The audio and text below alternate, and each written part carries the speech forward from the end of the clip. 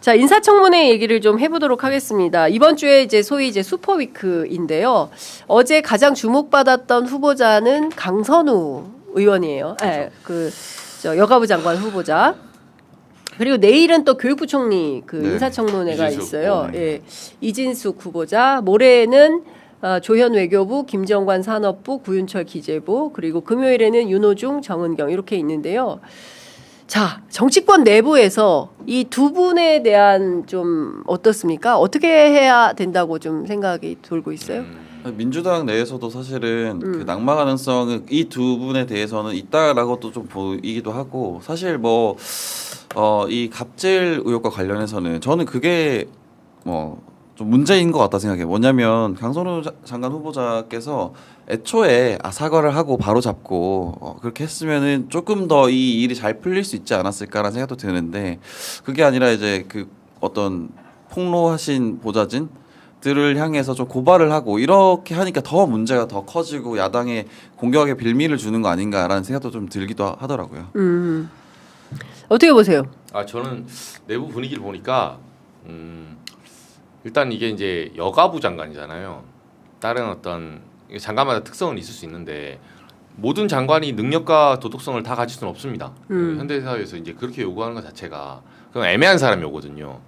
근데 여성가족부는 특히나 여성과 이제 가족, 소위 말해서 이제 전통사회의 어떤 가족이라보다는 그 가족 단위의 어떤 관계와 약자를 좀 보듬는 이제 좀 그런 정책을 펴야 되는, 약간 어떻게 보면 다른 부처에 비해서 로고스보다 파토스가 좀 더 센 그런 부처예요. 감성적인 것도 그렇고.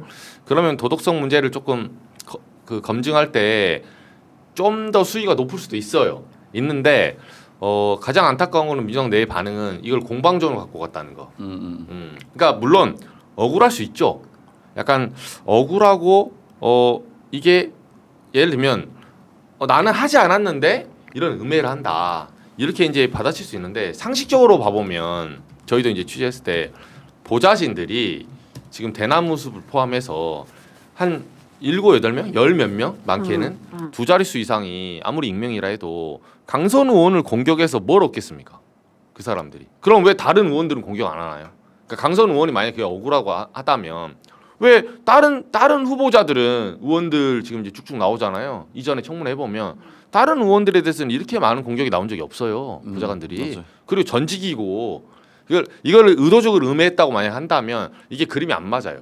그림이 안 맞고 저는 가장 큰 거는 약간 강선우 의원이 이걸 해법을 찾을 때 이제 본인이 선택을 한 건데, 정말 억울했다 했으면 이제 송사는 모르고 진실은 모르는 거니까 좋습니다. 그러면 보좌진들은 청문회 채택을 해야죠.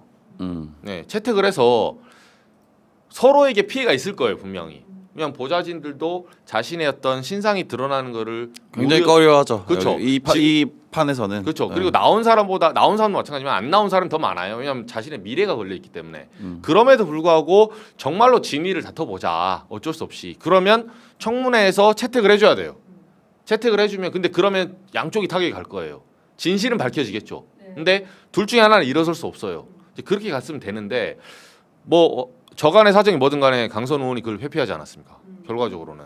그러니까 사람들이 거기에서 의혹을 가질 수밖에 없고, 그러면 아무래도 이거는 정황상이나 우리 통례상 봤을 때, 선언칙으로 봤을 때 보좌진들의 말에 좀 더 신빙성이 있지 않을까, 이런 부분이 있지 않을까 하는 그런 어떤 신뢰가 실리죠. 네. 그리고 뭐 쓰레기 버리라는 것도 SBS랑 이제 몇 번 붙었잖아요. 공방전. 근데 어제 결과로만 보면 첫 번째 할 때는 강선우 의원의 해명이 명확치 않았던 거예요. 자기는 차에 있던 거 김한규 의원이 물어봐서 하는데, 차가 아니라 지역 사무실로 10분 거리 있는 거 갖고 가서 버려라 이렇게 했잖아요. 그러면 해명을 하려면 처음에 그 말을 해야죠. 그러면 그렇게 했었다라고 얘기를 해야죠. 문자 메시지가 나온 거고, 지금 그 보좌관들에 대해서 고발하겠다라고 하는 것은 사실이 아니라고 얘기를 하고 있어요. 강선우 의원 측에서 고발하지는 않았다. 고발하겠다라고 했지만 실제로 고발한 검토를 것은 아니다. 검토를 하겠다. 고발한 그 것은 말이 아니다. 사실은 뭐 그렇죠. 예. 근데 이제 고발하겠다라고 법적 대응 나오면 이게 신뢰가 와장창 그렇죠. 이렇게 깨지는 거기 때문에 그런 차원의 이해가 필요한 거고 어제 저도 이제 어젯밤에도 막 한동안 막 여러 저 민주당 의원들하고 통화를 했는데 난감하고 곤혹스러운 것 같아요. 그러니까 일단은 민주당의 전반적인 분위기는 그래 대통령의 첫 번째 인사이기 그렇죠. 때문에 웬만하면 다 통과 좀 시켜주고 빨리빨리 어떤 국정 정상화를 위해서 좀 보탬이 되는 그런 역할을 하고 싶다. 그런데 여기서 제일 중요한 거는 민심, 민도 이런 거다. 근데 지금 보면 다른 거 다 떠나서 국민정서법을 건드린 거 아니냐. 그렇죠. 최근에 다른 거 다 떠나서 이 갑질에 대해서는 특히 젊은 층들로부터 상당히 이거를 그렇죠. 저도 못 사실 받아들이고. 보면서 좀 안타깝더라고요. 예. 상황 자체가. 예, 네. 그래서 이 문제가 상당히 클 거고 또 이진숙 후보자 같은 경우는 제자 논문을 그렇죠. 또 한 거 아닙니까? 그리고 이제 그 학위 그 검증위원회에서도 자진 사퇴하는 게 옳다라는 거기 때문에 그 두 분에 대해서 자진 사퇴가 나은 거 아니냐라는 이제 얘기를 하고 언론에서 조금 더 적극적으로 보도해주면 좋겠다라는 당부를 또 저한테 얘기하는 분도 계셔요. 아니 근데 강 의원님은 두 분 이진숙 후보도 사실 내일이 이제 청문회잖아요. 청문회를 한번 거쳐보고 네. 본인이 소명을 해서 얘기를 들어보겠다는 건 괜찮아요. 본인이 원하면. 이제 본인이 원하지 않으면 당연히 자진 사퇴하는 건데 원한다면 올려보는 건 나쁘지 않아요. 테이블에. 그러나 이제 그 길을 선택하면 그거에 대한 거기서 끝나지 않고 추가 고발이 나올 수가 있거든요. 시민단체나 이런 데서도 혐의가 나오면 이제 법정 이제 투쟁으로 들어가는 거예요. 이제 그 후과까지도 본인이 감당을 해야 되는 게 장관의 자리고 저는 이제 제일 안타까운 게 이 두 분들이 본인은 알 거 아닙니까? 그러니까 남들이 공격하는 걸 떠나서 자기가 살아온 인생에 자기는 알 거 아니에요.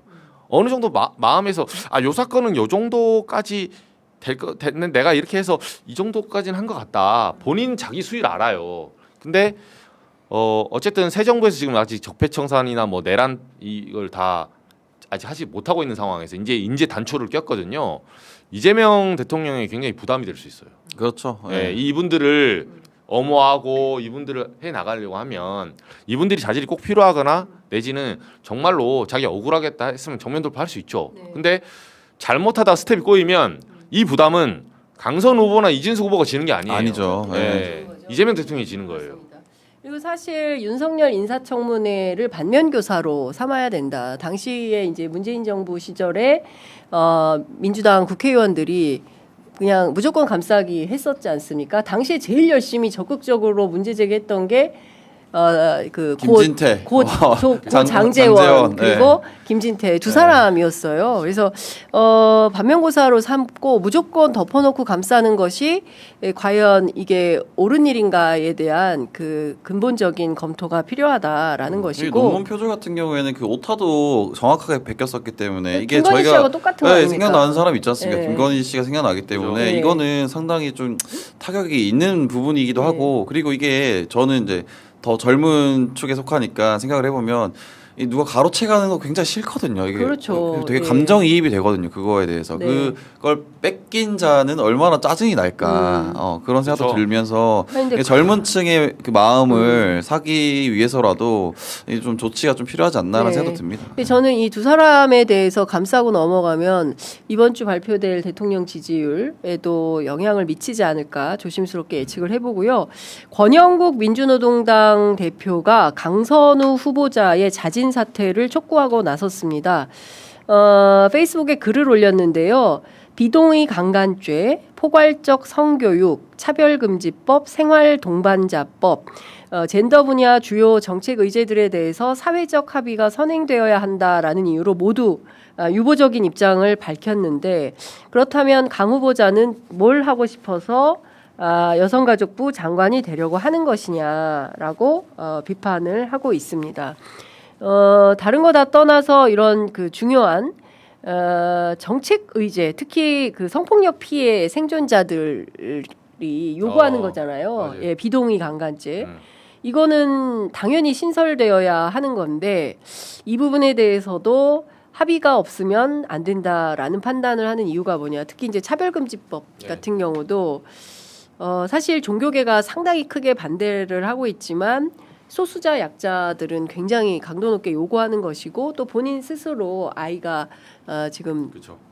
그렇기 때문에 이런 부분들에 대해서 분명하게 이야기하지 못하는 후보자에 대한 비판이 있었습니다. 주무장관이 어쨌든 여가부라서 그런 거예요. 그렇죠. 다른 부처는 상관이 없는데 맞아요. 굳이 예. 말하면 예.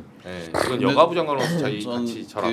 이번 국면을 보면서 그런 생각도 좀 들더라고요. 그러니까 보통 그 동료 의원이 장관에 지명받으면 통과시켜 줍니다. 의례상. 맞아요. 예, 사태 거의 있죠. 맞아요. 예, 예. 거의 공격을 잘 안 합니다. 맞아요. 근데 예. 이번에는 굉장히 강하게 공격하잖아요.